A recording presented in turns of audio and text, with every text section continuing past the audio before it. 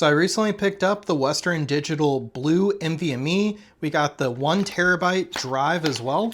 So let's go ahead and see what this looks like. So there is the drive, and here is a closer look. Let me go ahead and zoom in as well.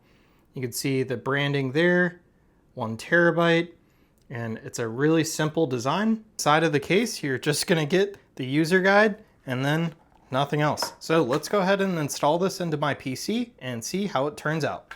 All right guys, so the PC is basically all done. You can just faintly see the NVMe right there, but so far I've been really happy with it. It starts up super quick. Let me go ahead and show you. So it usually just takes maybe like 10 seconds and I'm already at the Windows screen. So definitely been pretty impressed by this NVMe. Let's go ahead and see, should be done any second.